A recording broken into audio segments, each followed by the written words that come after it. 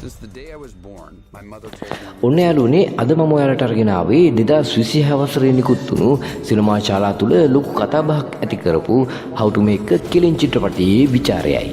මේක නිකන් අපරාධ කතාවක් නෙවෙයි. බ්ලැක් කොමඩි සහ ක්‍රයිම් ත්‍රිලර් කියන අංශ දෙකේම අපූර්ව මිශ්‍රණයක්. මුදලට තියෙන කෑදරකම නිසා සාමාන්‍ය මිනිස්සෙක් කොයි වගේ දරුණු තීරණ ගන්නවද කියන එක තමයි මෙහි ප්‍රධාන තේමාව වෙන්නේ. චිත්‍රපටයේ කතාව ආරම්භ වෙන්නේ ඉතාමත් සරල විදියට. තමන්ගේ රැකියාව අහිමි වුණු ණයබරින් මිරිකුණු මධ්‍යම ප්‍රාන්තික තරුණයෙක් වටා තමයි මේ කතාව ගෙතෙන්නේ. අහම්බෙන් ඔහුට හමු වෙනවා ඉතාමත් රහසිගත සහ භයානක ගිවිසුමක්.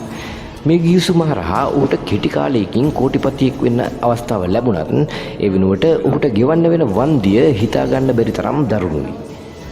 මෙහිදී ඔහුට සිද්ධ වෙනවා තමන්ගේ හෘද සාක්ෂිය සහ සදාචාරය පැත්තක දාලා අපරාධ ලෝකයේ නොහිතන පැත්තකට ඇතුළු වෙන්න. මේක නිකම් මිනිමෙරුම් ගැන කියන කතාවක් නෙවෙයි. මුදල් පසුපස හඹා යන නූතන සමාජයේ තියෙන නිර්වත සහ මිනිස් හිතේ තියෙන අඳුරු කපටිකම ගැන කියන උපහාසාත්මක කතාවක්. චිත්‍රපටයේ කැපී පෙනෙනම දේ තමයි මෙහින වේගවත් ගලා යාම. අධ්‍යක්ෂවරයා ඊටම දක්ෂ විදියට හාස්‍ය සහ කුතුහලය එකට පටලවලා තියෙනවා. එක මොහොතක ඔබ හිනස්සවන මේ කතාව ඊළඟ මොහොතේ ඔබ පුදුමයෙන් ගල් කරන මට්ටමට පත් කරනවා. විශේෂයෙන්ම මෙහින සංස්කරණ ශෛලිය සහ පසුබිම් සංගීතය චිත්‍රපටයේ තියෙන නොසන්සුන් බව තීව්‍ර කරන්න ලොකු දායකත්වයක් දෙනවා.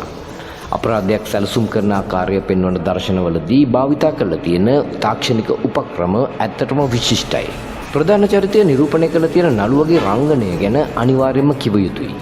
අසරණ මිනිසෙක්ගෙන් පටන් අරගෙන පියවරෙන් පියවර දක්ෂ අපරාධකරුවෙකු දක්වා ඔහු පරිවර්තනය වන ආකාරය ඉතාමත් තාත්විකව ඔහු නිරූපණය කරනවා. ඒ වගේම මෙහි එන උපකාරක චරිත පවා කතාවට ලොකු ජීවයක් ලබා දෙනවා. මේ චිත්‍රපටයෙන් අපිට පෙන්වන්නේ සාර්ථකත්වය කියන දේ ඕනෑම ක්‍රමයකින් ලබා ගන්න උත්සාහ කරන මිනිසුන්ට අවසානයේ ඉතිරි වෙන්නේ මොනවද කියන එකයි. ඔබ බ්‍රේකින් බෑඩ් හෝ නයිට් ක්‍රෝලර් වැනි අඳුරු තේමාවන් සහිත බුද්ධිමත් ලෙස ගලා යන චිත්‍රපටවලට කැමති කෙනෙක් නම් How to Make a Killing කියන්නේ අනිවාර්යයෙන්ම නැරඹිය යුතු නිර්මාණයක්. මෙය හුදෙක් සිනමා නිර්මාණයකට වඩා වර්තමාන මුදල් පස්සේ දුවන ලෝකයට එල්ල කරපු ප්‍රබල කණේ පහරක් වගේ චිත්‍රපටයක්. ඉතින් මේ චිත්‍රපටය බැලුවට පස්සේ ඔයාලටත් හිතුණද සල්ලි වෙනුවෙන් මිනිස්සු ඕනෑම දෙයක් කරයි කියලා? මේ වගේ තවත් අපරාධ විමර්ශන කතා දැනගන්න කැමතිද? පහලින් කමෙන්ට් කරන්න.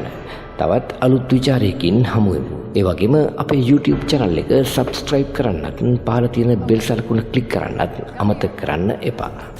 Yes, she had been disowned by her family. But someday